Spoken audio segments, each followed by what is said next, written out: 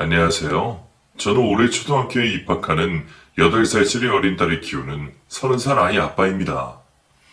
이제 제 나이가 겨우 30인데 벌써 초등학생 딸이 있다 그러면 다들 놀라시더라고요. 그러면서 가끔은 저를 안 좋게 보는 시선들도 많다는 걸 저도 잘 알고 있습니다.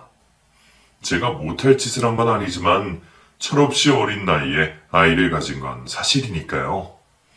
그리고 보육원에서 자란 저의 사정은 그런 사람들의 편견에 더 불을 지폈죠. 일찍이 부모님을 잃고 보육원에서 자랐던 저는 나이가 차서 보육원에 나가면서 준비 없이 세상에 던져지며 시행착오도 많았습니다. 그러다 저와 비슷한 사정의 여자를 만나 일찍 결혼을 하게 되었고, 그렇게 제 딸 수연이를 가지게 되었죠. 어쩌다 혼전 임신으로 20대 초반 나이에 결혼하여 아이 아빠가 되었지만 저는 그 일을 후회하지 않았어요. 남들은 한창 진로 고민할 나이에 돈 때문에 닥치는 대로 일을 하게 되었고 부모로서 준비가 되지 않아 고생은 해야 했지만 내 가족을 위해 희생하는 건 절대 힘든 일이 아니었습니다. 저나 와이프나 둘 다 외롭게 자란 사람이었기에 앞으로도 서로 의지하며 노력해가면 될 거라고 생각했죠. 그런데 그게 저만의 생각이었던 건지 어느 날 와이프는 갓난 어린아이를 두고 집을 나가버렸습니다. 야간 근무를 끝내고 집으로 돌아간 저는 아직 6개월도 안 된 어린아이를 두고 집을 나간 아내의 흔적을 마주해야 했습니다. 편지 한 장 써놓지 않고 자기 집만 챙겨나간 아내 때문에 저는 망연자실했지만 혼자 아이를 챙겨야 하기에 집 나간 아내를 찾아다닐 겨를도 없었습니다. 어떻게든 집 나간 와이프 소식을 들어보려 노력해도 와이프는 아주 사라진 것처럼 그 후로 영영 돌아오지 않았죠. 그렇게 홀로 아이를 맡게 된 저는 이도저도 못하고 곤란한 상황에 빠져야 했습니다. 고아신세라 어디 아이 맡길 곳은 따로 없는데 아이를 두고 일을 나갈 수도 없으니 결국 일을 그만둬야 했거든요. 하지만 그 결정은 저희 같은 사정에는 정말 치명적인 일이었습니다. 한 달 벌어서 한 달 먹고 사는 주제에 일을 못 나가게 되면 겨우 한 달도 버티기 힘들었으니까요. 주변 사람들은 차라리 아이를 보육원에 맡기라는 소리를 했지만 보육원에서 어렵게 자랐던 저는 제 딸을 차마 그렇게 버릴 수가 없었습니다. 내가 키울 능력이 되지 않아도 어떻게든 제 딸은 제가 책임져야 한다 생각했죠. 그래서 저는 어린 딸을 등에 업고 일자리를 구하고 다니며 노력을 하는 수밖에 없었습니다. 하지만 세상은 그런 저를 더 편견 어리게만 보았고 저 어린 딸의 사정은 쉽게 좋아지지 않았어요. 앳된 얼굴에 제가 어린 딸을 데리고 다니는 걸 보며 사람들은 사고쳐서 책임지지도 못할 아이를 낳았다며 혀를 차곤 했습니다. 도와주기는커녕 그런 소리 나는 사람들이 원망스러웠지만 그래도 저는 견디고 버틸 수밖에 없었어요. 그러다 보면 어느 날은 냉장고에 반찬 하나가 없어서 간장 종지 두고 밥을 먹어야 할 정도로 궁핍한 형편이 오기도 하고 어느 날은 아이 유치원이 문을 닫아 아이를 두고 일을 나가지 못해서 그날로 회사에 잘리게 되는 비참한 날이 오기도 했지만 저는 저를 바라보며 웃는 제 딸아이 때문에 그런 삶을 견딜 수밖에 없었습니다. 하루에도 몇 번이고 너무 힘들어서 포기하고 싶은 날에도 저는 제 딸의 잠든 모습을 보며 다시 일어설 수 있었어요. 그렇게 어느새 제 딸 수연이는 제 인생의 보람이자 행복이 되었고 제 인생의 전부가 되었습니다. 딸을 행복하게 해주는 게 인생의 목표였던 저는 아이가 자라고 어린이집에 보내며 조금 여유가 생기면서부터 더 바쁘게 살아야 했습니다. 우리 둘이 마음 편히 살 집이라도 마련하겠다는 목표로 저는 투잡, 쓰리잡을 하며 잠자는 시간까지 줄여 돈을 벌었습니다. 낮에는 공장 다니고 물류센터 다니고 잠든 아이 두고 새벽에서 아침까지 대리운전까지 하며 열심히 일을 했죠. 심지어 그걸로도 모자르다 싶었던 저는 퇴근 후 잠깐이나마 짬을 내어 동네에서 붕어빵을 팔기까지 했습니다. 하나 500원짜리 붕어빵 팔면서 큰 돈을 벌지는 못해도 우리 딸 예쁜 옷 하나 사 입힐 용돈벌이 정도는 할 수 있었거든요. 겨우 두세 시간 일자리를 구하기는 어렵다 보니 그런 부업이라도 하는 게 좋겠다는 게 저의 결론이었죠. 다행히 감사하게도 저희 옆집 사시던 이모님이 저희 딸을 너무 예뻐하셔서 어린이집 다녀온 저희 딸을 저녁까지 돌봐주셨거든요. 그 덕분에 저는 두세 시간이라도 붕어빵을 팔며 용돈벌이를 할 수 있었습니다. 그렇게 겨울에는 붕어빵 팔고 여름에는 호떡 팔며 장사를 한 지도 벌써 2년이 다 되어갔죠. 2년쯤 하다 보니 이제는 손에 완전히 익은 것 같고 나름 단골도 생기면서 수입도 나쁘지 않았어요. 아무래도 길가에서 자릿스럽지 않은 일이다 보니 다른데 돈 드는 일이 없어서 다행이었죠. 그런 덕분에 괜한 인심이 생겼던 건지 저는 매일 팔고 남는 붕어빵으로 선심도 쓰곤 했습니다. 붕어빵 장사 1년쯤 지나서부터 종종 마주치던 노숙자 아저씨가 계셨는데 저는 그 아저씨가 자꾸 눈에 밟히더라고요. 식사도 잘 못하시는 것 같은 아저씨가 걱정되던 제가 달리 드릴 건 없고 남는 붕어빵을 챙겨드리게 되었죠. 아저씨, 앞으로 제가 남는 붕어빵 챙겨드릴 테니까 9시쯤 여기 오세요. 아시죠? 그거 돈 받고 파는 건데 그냥 막 줘도 되나? 나 돈 없는데. 제가 그냥 드리는 거니까 부담 가지 마세요. 어차피 한 번 만든 반죽은 다 써버려야 하니까 아저씨 드릴 건 넉넉할 거예요. 그래주면야 나야 고맙지. 그런다고 괜히 나중에 이 붕어빵 값 내놓으라 하면 안 돼. 아저씨 속고만 사셨나? 제가 남는 거 드리면서 돈 달라 그러면 날강도 줘. 이게 뭐 별거라고 생색을 내겠어요. 암튼 괜히 굶지 마시고 평소에도 배고프면 오세요. 걔네봤자 간식밖에 안 되겠지만 저도 사정이 그래서 이것밖에 드릴 건 없네요. 언젠가부터 동네를 배회하는 노숙자 아저씨를 보며 늘 마음이 쓰이던 저였습니다. 아직 나이도 그리 많지 않아 보이시는데 무슨 사정이 있어서 길거리를 배회하시는지 늘 궁금했거든요.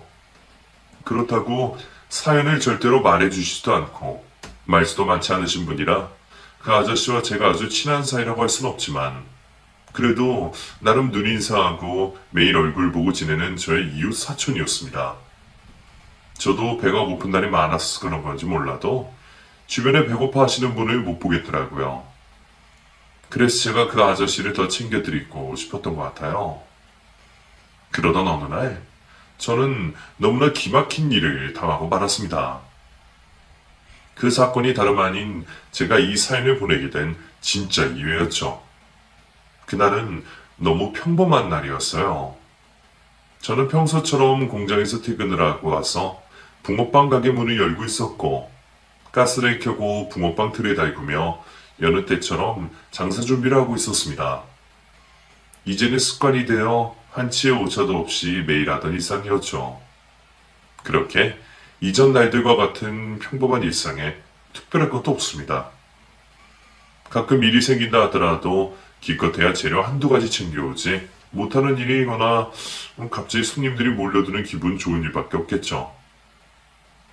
그런데 그때 한창 붕어빵을 굽던 제게 누군가 낯선 사람들이 다가와 말을 붙이더군요. 처음에는 손님인 줄 알고 발견했는데 그 험상궂은 사람들의 분위기를 보아하니 그냥 손님들 같지 않았고 조금 수상해 보였습니다. 설마 이 동네에도 자릿세 많은 깡패들이 생겼나 싶어 당황하는 그 순간 한 남자가 품에서 신분증을 꺼내 보이며 제게 말을 걸어왔죠. 경찰입니다. 혹시 김초루 씨 되십니까? 예? 경찰이요? 경찰이 왜요? 김초루 씨 맞냐 묻지 않습니까? 당신 김초루 맞아 아니야? 여기 가게 앞에서 계속 장사하던 그 사람 맞느냐고? 맞아요. 제가 김초루 맞는데 왜 그러세요? 죄가 없으면 경찰 앞에서 쫄 게 뭐가 있냐 싶겠지만 사실 저처럼 평범한 사람들이면 갑자기 경찰을 만나는 게 흔한 일은 아니잖아요. 더구나 유니폼 입고 순찰 다니는 순경들도 아니고 우락부락하게 생겨서 사복 입고 허리춤에 총 차고 있는 형사들이라면 더더욱 그렇죠. 대충 봐도 깡패인가 싶을 정도로 험상궂게 생긴 경찰들이 절 보고 말을 거는데 제가 어떻게 태연하게 대꾸를 하겠습니까? 저는 경찰이라고 하니까 괜히 주눅이 들어 무서워서 말을 더듬을 수밖에 없었는데 그걸 보고 뭔가 오해를 한 건지 그 형사들이 저를 마치 범죄자를 대하듯 윽박지르며 구석으로 몰더라고요. 당신이 김초로 씨예요? 당신 어제 저녁에 뭐 했어? 예? 뭘 했냐뇨? 밤에는 집에 있었죠. 거짓말하지 마. 당신 어제 여기 있었잖아. 아니야? 예. 8시, 9시 정도까지 여기서 붕어빵을 팝니다. 한 3시간 정도 하다가 집으로 돌아가죠. 그럼 어제 9시쯤에는 어디 있었어요? 글쎄요. 그 시간이면 아마 정리하고 집에 가고 있었을 텐데요. 정확하게 말 안 합니까? 집에 있었어요? 여기 있었어요? 그건 저도 잘 모르겠는데요. 계속 시계를 들여다보고 있지 않아서요. 근데 대체 왜들 그러시는데요? 에? 대체 무슨 일 때문에 그러는 건지 저를 윽박지르면서 몰아가는 형사들 때문에 겁을 먹을 수밖에 없었던 저는 겨우 용기를 내어 형사들에게 질문을 던지게 되었죠.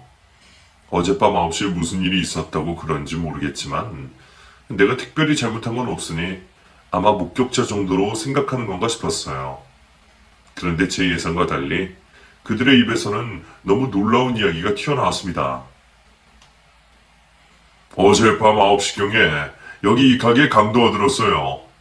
그 놈이 가게 여주인을 협박해서 강간하고 돈까지 가져갔다고 신고가 들어왔습니다. 그리고 그 주인이 신고한 사람이 바로 김초로 당신이야. 제가 매일 붕어빵을 굽던 자리 앞에 있는 식당에 강도가 들었다는 소식도 놀라운데 그 범인이 나라고 하는 말이 무슨 소리인가 싶어 저는 어리둥절할 수밖에 없었습니다. 처음에는 형사들이 괜히 저를 떠보려고 겁을 주나 싶었어요. 그런데 그게 아니었던지 형사들이 정말 진지한 얼굴로 저를 계속 추궁을 하더군요. 이미 피해자가 진술을 다 했고 정확하게 당신 얼굴을 지목했어요. 이래도 아니라고 할 겁니까? 예? 그럴 리가요. 저 아니에요. 아니, 제가 왜 그 집 사장님을 해코지 합니까? 저 정말 아니에요. 그럼 피해자가 거짓말을 했다는 겁니까? 그거야 저도 모르죠. 근데 그렇다고 제가 범인이라는 것도 말이 안 되잖아요. 제가 정말 범인이라면 그런 파렴치한 짓을 저질러놓고 오늘 이렇게 아무렇지 않게 나와서 붕어빵을 굽고 있을 수 있겠어요? 진짜 범인이었으면 진짜 도망갔겠지? 우리야 당신이 무슨 생각으로 여기 다시 나왔는지 모르겠고 이미 피해자 진술은 다 받았고 피해자가 찍은 핸드폰 카메라에 당신 뒷모습이 찍혀 있었습니다. 유전자 대조는 차차 해보면 될 거고 우선은 저희들과 같이 서로 가주셔야겠습니다. 예? 아니요. 저 정말 아니라니까요. 저는 아니라고 억울하다고 몇 번이고 이야기를 했지만 이미 증거가 있다는 형사들은 제 말을 들어오지 않았습니다. 아니 처음부터 저한테 날선 반응들을 보였던 걸 보면 이미 제가 범인이라고 확신을 하고 있는 것 같았어요. 결국 저는 굽고 있던 붕어빵을 뒤집지도 못한 채 그 길로 형사들에게 붙잡혀 경찰서까지 끌려갈 수밖에 없었습니다. 사람이 살면서 경찰서에 가게 되는 일이 얼마나 있을 줄 알고 그런 일을 예상하겠습니까? 그런데 그냥 파출소도 아니고 형사들 드글드글한 경찰서로 끌려가게 되었다는 게 너무 황당하고 어이가 없을 뿐이었어요. 하지만 그때까지도 저는 제가 금방 조사를 받고 다시 풀려날 수 있을 거라 생각했습니다. 그렇게 아니란 생각으로 경찰들을 따라간 저는 그 뒤에 얼마나 더 기막히고 더 황당한 일들이 벌어질지 전혀 예상을 하지 못했습니다. 그런데 형사들은 제가 아주 범인이라 생각하는지 대놓고 제게 범죄 사실을 물어보고 있었더군요. 그래서 왜 그렇게 했어? 어? 아직 젊은 사람이 말이야. 대체 무슨 억하 시정에 몇 년이나 보고 지냈던 이웃가게 사장을 그렇게 한대 말이야. 돈 때문이야? 붕어빵 장사하다 보니 남의 돈이 탐이 났나? 아예 확신해가지고 묻는 형사의 질문에 저는 무슨 말을 어떻게 해야 할지 말문이 턱 막히는 기분이었습니다. 대놓고 저를 범인으로 생각하고 물어보는 말에 제가 뭐라고 대답을 해야 제 말을 믿어줄 건가 싶더라고요. 저는 당연히 아니라고, 제가 그런 게 아니라고 저의 억울함을 표현하는 방법밖에 없었습니다. 저 아니라니까요. 제가 훔친 거 아니에요. 저 정말 범인 아닙니다. 형사님, 그 사장님이 대체 뭐라고 했는지 모르겠지만 저는 진짜 아니에요. 9시에 정확히 어디 있었는지 모르겠지만 저 매일 저희 딸 일찍 보고 싶어서 조바심 나게 달려가는 사람입니다. 근데 제가 무슨 이유로 남한테 그런 짓을 해요? 네가 딸까지 있었어? 그래, 나는 몇 살이야? 올해로 7입니다. 내년이면 초등학교 가요. 저 형사님, 저 오늘 9시 전에는 끝내주시는 거죠? 그때까지는 애를 돌보러 집에 들어가야 했어요. 글쎄, 그건 네가 하는 거 봐서 어떻게 되지 않은 거지. 네가 이렇게 비협조적으로 나오면 시간이 더 길어지겠지. 이게? 그게 무슨 말씀이세요? 경찰서까지 따라와서 얘기하고 있는데 제가 어디서 비협조적으로 나왔다는 겁니까? 와, 연성 높아지지 마. 지금 너 여기 피의자 신분으로 와 있는 거야. 강력범죄로 조사받는 주제에 뭐 잘했다고 큰 소리야? 아니, 그럼 억울한데 얘 어떻게 말을 안 해요? 저 정말 억울하다고요.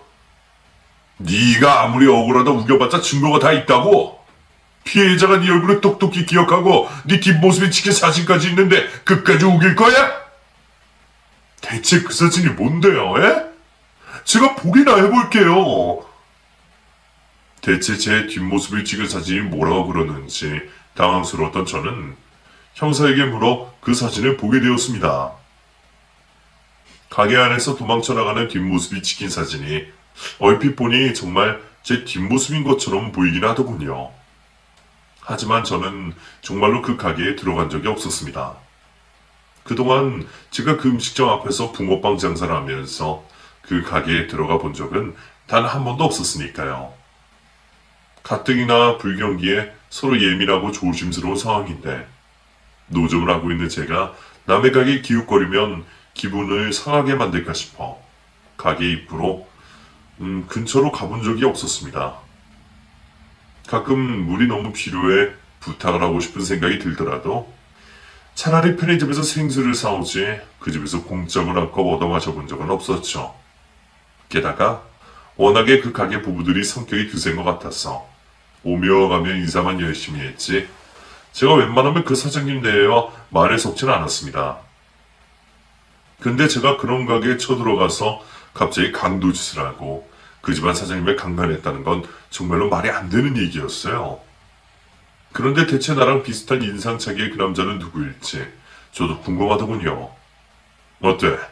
이래도 아니야? 너랑 똑 닮았는데 옷도 오늘 입은 거랑 똑같구만 뭘 안 그래?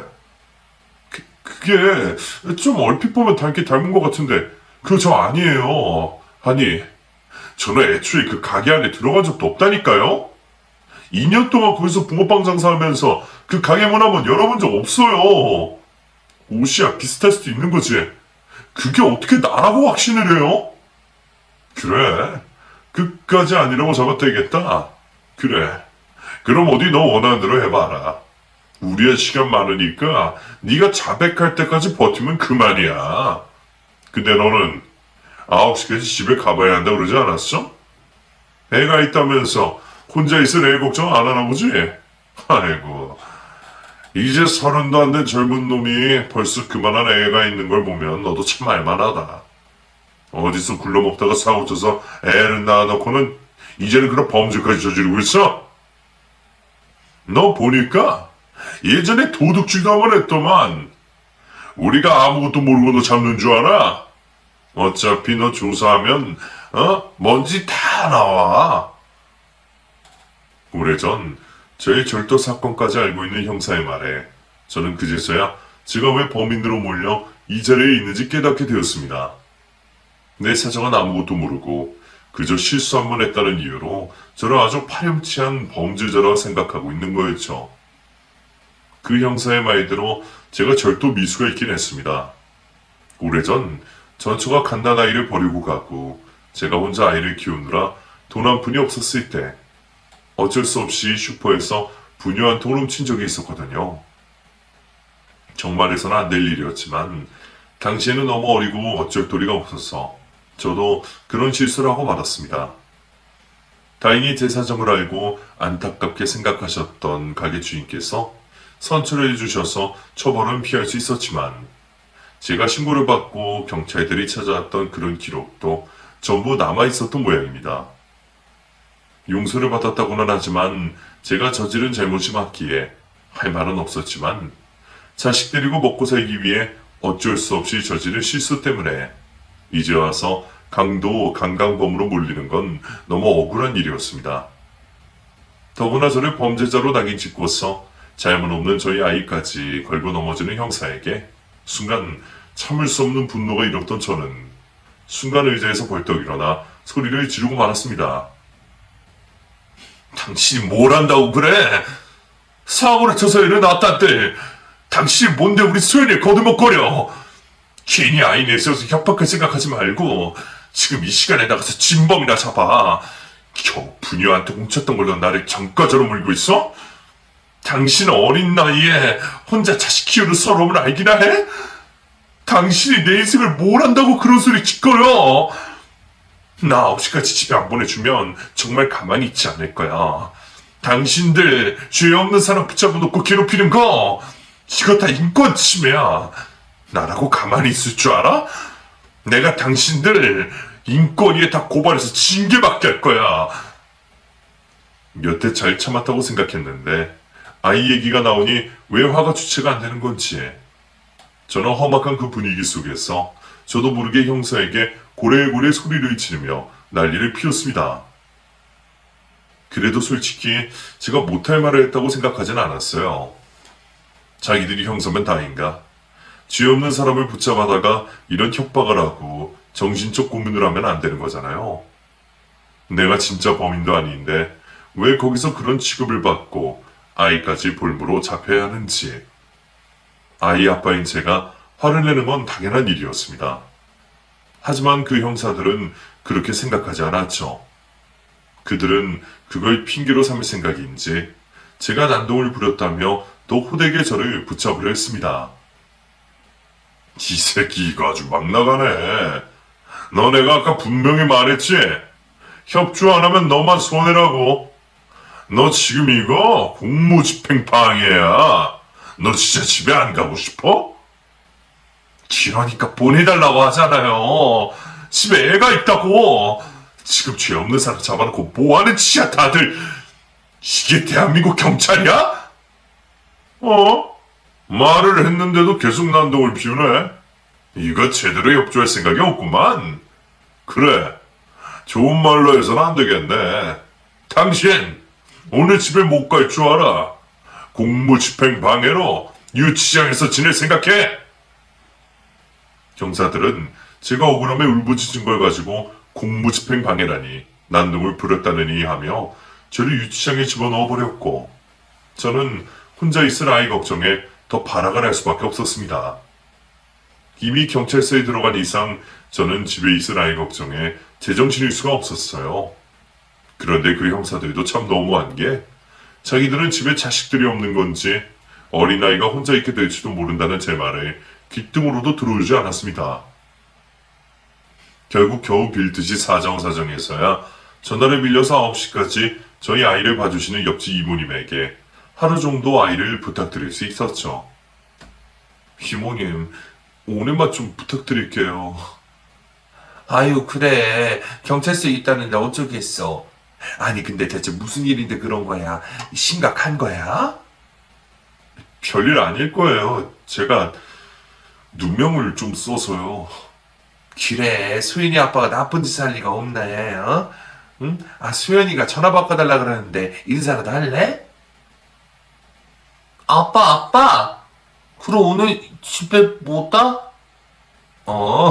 아빠가 급하게 일이 있어서 오늘은 집에 못 가게 됐네. 오늘 할머니랑 하루만 자고 있어. 내일 아빠가 일찍 갈게. 미안해, 소연아. 하루 정도는 늦어도 괜찮아. 대신 아빠, 내일은 꼭 집에 일찍 와야 해. 알겠지? 보고 싶은 아이 목소리를 들으니 눈물부터 났지만 차마 아이 앞에서 눈물을 흘릴 수 없던 저는 겨우 참으며 전화를 서둘러 끊을 수밖에 없었습니다. 그렇게 억울하게 밤새 유치장에 갇혀있던 저는 피눈물을 머금고 다음을 기다릴 수밖에 없었습니다. 하루 종일 고되게 일을 하고 경찰서까지 끌려와 그 난리를 쳐서 피곤할 한데도 저는 아이 걱정과 억울함에 잠도 들지 못하고 꼬박 밤을 새야만 했습니다. 그렇게 아침이 되었어야 차가운 유치장을 겨우 벗어날 수 있었지만 경찰서를 나왔어도 저는 자유의 몸이 될 수 없었어요. 김철호, 너 풀려났다고 좋아할 거 없어. 너 일하는 곳 집 이미 다 알고 있고 지문만 나오면 당장이라도 영장 받아서 잡아올 수 있으니까 어디 도망갈 생각하지 마. 알겠어? 최대한 빨리 재판받게 해줄 테니까 딱 기다리라고. 그리고 앞으로 잘 생각해야 할 거야. 지금이라도 빨리 변호사 구하던가 재판 준비나 잘해. 나야말로 바라던 바입니다. 어디 누가 억울한지 재판 가보면 알겠죠. 내가 범인이라는 제대로 된 증거도 없으면서 왜 자꾸 나를 범인으로 취급하는지 모르겠지만 나 절대 아니니까 당당합니다. 변호사 같은 거 쓸 필요도 없어요. 저도 마지막 객기인지 형사에게 큰 소리를 뻥뻥 치고 나왔지만 사실 재판에 간다는 게 두렵기는 했습니다. 내 평생 유치장 구경으로도 이미 진이 다 빠지는데 정말 죄를 짊어지고 재판까지 가는 건 진짜 못할 것 같았거든요. 그래도 정말 결백했던 저는 제가 걱정할 일이 없을 거라 생각했습니다. 하지만 저는 얼마 뒤 경찰들이 식당에서 제 지문을 발견했다는 소식을 듣고 까무러칠 수밖에 없었습니다. 금고에 찍힌 제 지문이 제가 직접 금고를 만지고 돈을 훔쳐간 증거라며 저는 다시 범인으로 몰릴 수밖에 없었고 결국 국선 변호사를 만나게 된 저는 제게 상황이 안 좋게 돌아간다는 걸 깨달을 수밖에 없었습니다. 하지만 제게 도움을 줄 줄 알았던 국선 변호사는 제 편이 아니었습니다. 변호사는 오히려 형사들보다 저를 범인으로 확신하며 제게 자백을 강요하고 있었습니다. 지금 이미 증거가 다 나와버렸어요. 뒷모습 사진에 피해자 증언에 심지어 금고를 만진 지문까지 나와버렸는데 이걸 어떻게 부정하겠어요. 그래도 저는 정말 아니라니까요. 저 진짜 억울합니다. 게다가 기록에는 없지만 절도 신고까지 받았었다면서요. 안 그래요? 그것도 전부 오해라고요. 그건 굶는 아이 걱정에 어쩔 수 없이 분유 한 통 훔친 겁니다. 그런데 지금은 그 정도 상황까지 아니에요. 거기다 강도는 말도 안 된다고요. 지금 그 말을 누가 또 믿어줄 것 같습니까? 저 김철호 씨 같은 사람들 많이 봐왔습니다.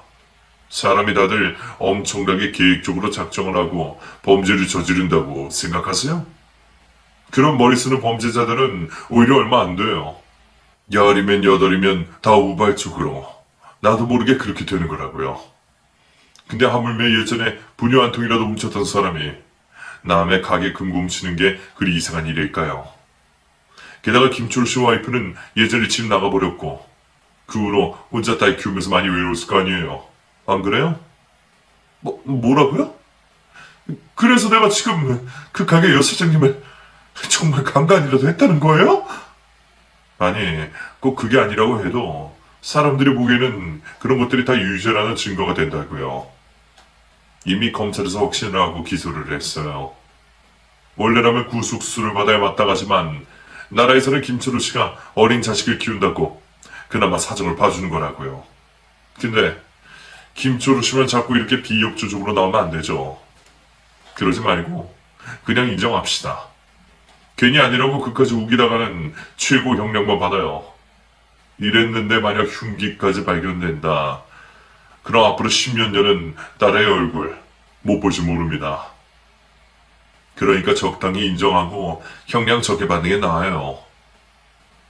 국선 변호사들이 나라 돈 받고 돈도 안 되는 변호해 준다는 건 저도 알지만 아무리 돈이 안 되는 일이라고 그렇게 무책임하게 할 줄은 몰랐습니다.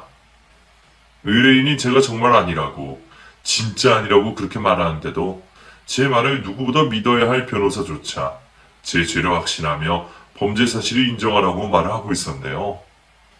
이대로 흘러간다면 무조건 실형이라며 몇 년이라도 형을 줄이자는 얘기에 저는 할 말을 잃었습니다. 정말 내가 아닌데 왜 자꾸 나더러 안 한 일을 했다고 하는 건지. 저는 세상 모두가 제게 등을 돌리고 혼자 버려진 기분을 느껴 했었죠. 결국 제 말을 끝까지 들어주지 않는 변호사를 보며 저는 그냥 변호사 없이 재판을 받기로 결정했습니다. 내 편도 아닌 변호사를 데리고 재판을 하느니 차라리 아무것도 모르는 제가 제 자신을 변호하는 게 나을 거라는 생각이 들더라고요. 남들은 나보다 안 믿어주더라도 저는 제 자신을 믿으니까 죽이 되던 밥이 되던 제가 스스로를 지키는 방법밖에 없었습니다. 돈이 없어서 다른 변호사를 구하지도 못하고 국선 변호사마저 외면한 저는 저 혼자 그렇게 혈혈 간신으로 재판을 받게 되었죠. 막상 혼자 재판을 받으려니 덜컥 겁이 났지만 저로서는 별다른 수가 없었습니다. 김철호 씨, 변호인 참석 안 했습니까? 저 변호인 없습니다. 저 혼자입니다. 국선 변호사랑 이야기 안 됐나요? 아니요, 제가 잘라버렸습니다. 제가 직접 변호하겠습니다. 글쎄요, 그럼 본인에게 많이 불리할 텐데 그래도 괜찮은 건가요? 예, 그렇게 하겠습니다, 판사님. 그래요. 그럼 지금부터 재판을 시작하도록 하겠습니다. 국선 변호사도 부르지 않겠다며 고집부리는 저를 보며 판사의 검사까지 우려를 표했지만 결국 저는 변호사 없이 재판을 받아야 했습니다. 그런데 그때 막 시작되려는 재판장으로 누군가 들어오는 것이 보였습니다. 양복을 잘 차려입은 웬 중년 남자 한 분이 변호사 배지를 단 남자들을 우르르 끌고 재판장으로 들어오시더라고요. 처음에는 남의 재판장이 들어선 저 사람들이 누군지 알아보지 못했습니다.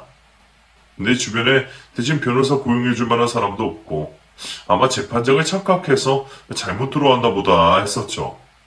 그런데 그 변호사들을 대동해온 중년의 남성분께서 저를 잘 알고 있다는 눈치더라고요. 대체 누구시길래 아는 체를 하시나 싶어 뚫어져라 보고 있었더니 순간 저는 그분이 누구인지 깨닫게 되었습니다. 그분은 다름 아닌 매일 보던 그 노숙자 아저씨셨어요. 누가 봐도 비싸 보이는 시계에 고급 양복까지 차려입은 그 중년의 신사가 다름 아닌 매일 제가 남은 붕어빵을 챙겨드리던 노숙자 아저씨라는 것을 알아차린 저는 너무 놀라 자리에서 벌떡 일어날 수밖에 없었습니다. 아저씨, 정말 아저씨세요? 내가 자네 도와주러 온 거니 놀라지 말게. 그리고 그 순간 아저씨 뒤로 있던 여러 명의 변호사 중 한 명이 제 변호를 맡겠다고 나섰습니다. 죄송합니다, 재판장님. 저희가 김철호 씨 변호를 맡은 변호사들입니다. 급작스럽게 저희가 인계받게 되어 아직 사건 파악을 다 하지 못했으니 재판을 연기해 주시기를 바랍니다. 김철호 씨는 조금 전 분명히 변호인 없이 재판을 받겠다고 한 걸로 알고 있는데요. 아닙니까? 김철호 씨, 어떻게 하실 거예요? 저 변호사를 고용하시는 겁니까? 김철호 씨는 변호사를 선임한 권리가 있으니 충분히 생각해 보시기를 바랍니다. 예? 예, 그러겠습니다. 저 사람들 제 변호사 하겠습니다. 뭐가 어떻게 된 상황인지도 모르겠지만 우선 그 아저씨가 저한테 나쁜 일을 하실 분은 아니란 생각에 그렇게 말해버렸습니다. 그런 김철우 씨 의견대로 이 변호인을 선임하신 걸로 알고 재판은 다음 기일로 미루도록 하겠습니다. 그때는 이렇게 번복하는 일 없게 제 시간에 맞춰주시기를 바랍니다. 그렇게 재판은 하루 뒤로 연기되었고 저는 그제서야 노숙자 아저씨에게 상황 설명을 들을 수가 있었습니다. 아저씨, 정말 아저씨 맞아요? 아니 이게 대체 무슨 일이세요? 이 변호사들은 뭐고? 자네 얘기를 너무 내가 늦게 들었거든. 처음에는 그냥 몸이 안 좋았어. 가게를 안 나오나 했더니 무슨 말도 안 되는 일을 겪고 있었더구만. 아저씨도 들으셨어요? 근데 저를 믿으세요? 제가 안 그랬다는 거 믿어주시는 거예요? 그럼 내가 설마 자네를 의심할까봐. 내가 그동안 자네를 1년이나 봐왔는데 자네는 누구한테 해코지할 만한 위인이 아니야. 순간 저를 믿어주신다는 아저씨의 말씀에 저는 차갑던 눈물이 쏟아졌습니다. 다들 내가 어렵게 혼자 자식 키운다고 나를 돈에 눈이 먼 범죄자라고 생각하고 있었는데 유일하게 저를 믿어주는 사람이 생기니 어떻게 기쁘지 않을 수가 있었겠어요. 아무도 안 믿었는데 정말 감사해요 아저씨. 근데 이게 다 어떻게 된 거예요? 이 사람은 되게 뭐고 이 변호사들은 누구세요? 아저씨가 불러오신 사람들이에요? 근데 아저씨 저 돈 없어요. 이분들 비싼 변호사들 같은데 어쩌라고 그러세요? 이 사람아, 그동안 내가 자네한테 얻어먹은 게 얼만데 설마 자네들어 수임료 내라 하려고? 예? 그럼 아저씨가 돈을 대신 내주시려고요? 수임료 걱정은 하지 않아도 돼, 이 사람아. 이 변호사들 다 우리 회사 변호사들이거든. 나 사실 로펌 대표야. 그동안 감쪽 같았지? 그동안 배 골아다니며 다시금 붕어빵을 얻어드시던 노숙자 아저씨가 그 대단하다는 로펌 대표라는 말이 무슨 말인지 저는 쉽게 이해를 하지 못했습니다. 순간 저는 아저씨가 저를 가지고 장난이라도 치는 줄 알았죠. 어리둥절하며 못 믿는 제 얼굴을 눈치채셨는지 아저씨는 그제서야 당신께서 숨겨두었던 그동안의 사연을 제게 설명해 주셨습니다. 사실 아저씨는 젊어서부터 유복한 집안에서 태어나 어려움 없이 공부를 하셨고 서울대 법대를 나온 인재이셨습니다. 어려서부터 돈이 있고 명예 있는 집에서 아무 부족함 없이 자라왔고 그에 걸맞는 아내분을 만나 가정까지 꾸리셨다고 하셨습니다. 그렇게 외동아들을 얻은 아저씨는 그 자식에게 모든 것을 해주시며 큰 기대를 걸며 자식을 키우셨겠죠. 그 사이 아저씨는 어느덧 변호사 사무실의 대표가 되어 있었고 높은 자리에 올라가는 만큼 자식에 대한 기대도 크셨습니다. 이미 당신도 큰 성공을 하셨으니 자식 역시 그렇게 살기를 바라셨던 거죠. 나는 내 자식이 나보다 더 잘난 놈이 되길 바랬어. 내가 로펌 대표 정도 했으니 그놈은 더 큰 일을 해야 한다 생각했지. 내가 그렇게 살았다고 내 자식도 그렇게 살기를 바랐던 거야. 부족한 게 없으니 그 정도 뭐가 어렵냐 생각하면서 말이야. 그래서 공부시키고 법대 보내고 내 자식을 내 뜻대로 키웠어. 그러는 동안 그놈이 뭘 하고 싶어 하는지 무슨 꿈이 있는지 한번 물어보지도 않고 말이야. 아니 듣고 싶지 않았던 거야. 아들 녀석이 살고 싶다고 살려달라고 발버둥 치는 걸 그저 한심한 투정이라 생각하고 무시해버렸던 거지. 그래서 결국 내가 이런 벌을 받게 된 거야.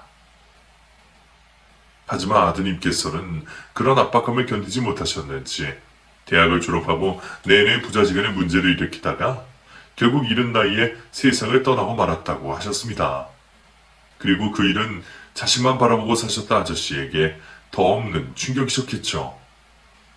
자신의 실수로 자식을 죽게 했다는 죄책감에 아저씨는 크게 충격을 받으셨고 로펌과 모든 삶을 뒤로한 채 노숙자로 떠돌이 삶을 사셨던 겁니다.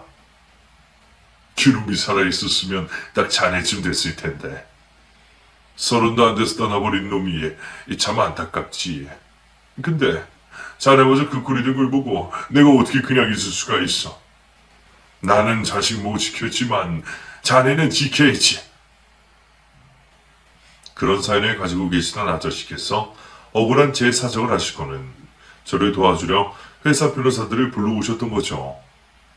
그제서야 알게 된 아저씨의 놀라운 정체에 너무 놀라면서도 저는 그런 아픔을 품고 지내셨던 아저씨의 사연에 충격을 받을 수밖에 없었습니다. 저도 자식을 키워봐서 알지만 자식을 먼저 떠나보내는 게 얼마나 충격일지 상상도 되지 않았거든요. 저는 고작 하룻밤 유치장에서 보내며 아이와 떨어져 있었을 뿐인데도 그렇게 죽고 싶었는데 영영 자식을 잃어버린 아저씨는 얼마나 상심이 크셨을까 싶어 아저씨가 애처롭기만 했습니다. 그리고 그런 마음에 저를 도와주신 아저씨께 너무나 감사한 마음이었죠. 정말 감사합니다. 제가 어떻게든 이 은혜 꼭 갚을 테니까 한 번만 도와주세요. 갚을 필요 없다니까 그래. 그래. 그동안 내가 자네한테 좀 얻어먹었어.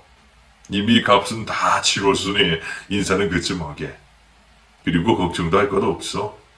우리가 무슨 수를 써서라도 자네 무죄 밝혀줄 테니까. 그 증거들 싹 다 뒤집어 엎을 만한 걸 우리가 찾아냈거든. 대체 왜 그렇게 호언장담을 하시나 싶었던 것도 잠시. 저는 여태 제가 겪었던 일이 어떻게 된 일인지 알게 되며 혼란스러울 수밖에 없었습니다. 제가 누명을 쓰게 된 그 일은 처음부터 전부 조작된 일이었습니다. 애초에 강도 강간 사건은 있지도 않았던 거죠. 그 여주인이 그 식당 드나드는 기사놈이랑 바람을 피고 있었나 보더라고.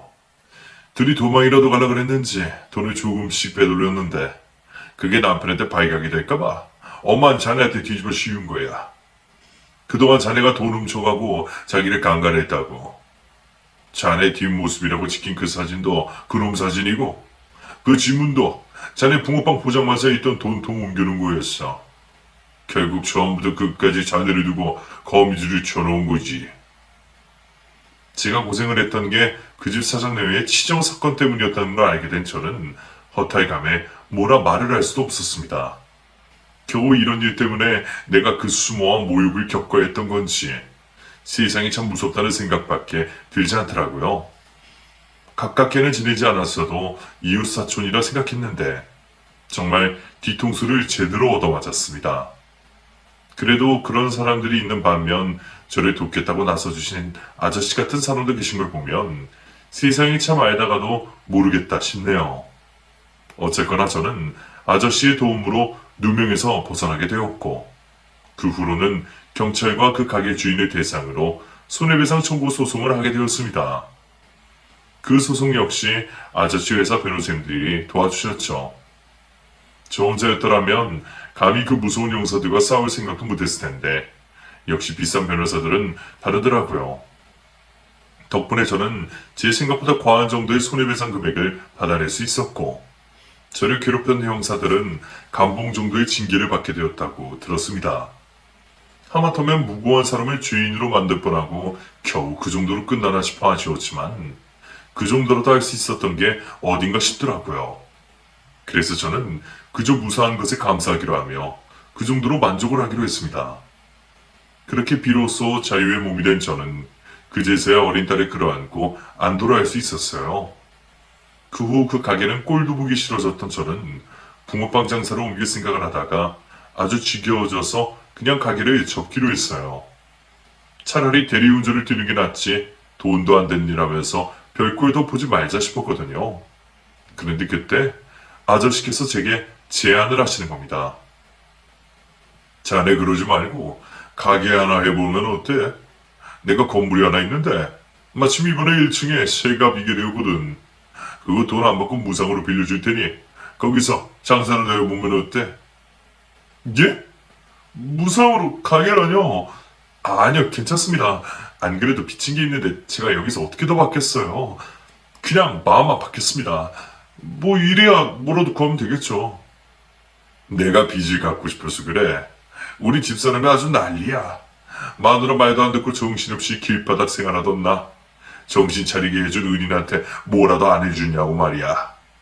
돈이라도 쥐어주라는 걸 내가 겨우 말린 건데 가게까지 안 만다 그러면 나 진짜 집에서 쫓겨난다고.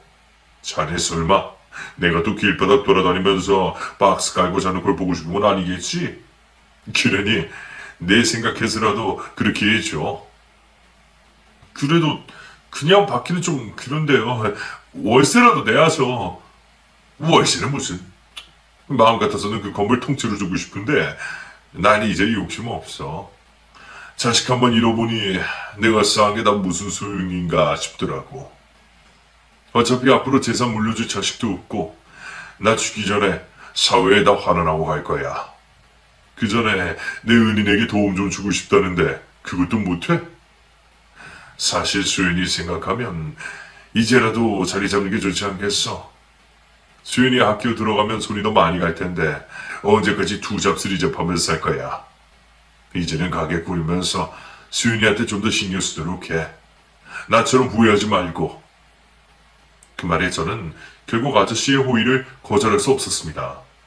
인생 선배로서 똑같은 아버지로서 저도 감사히 도움을 받기로 했죠.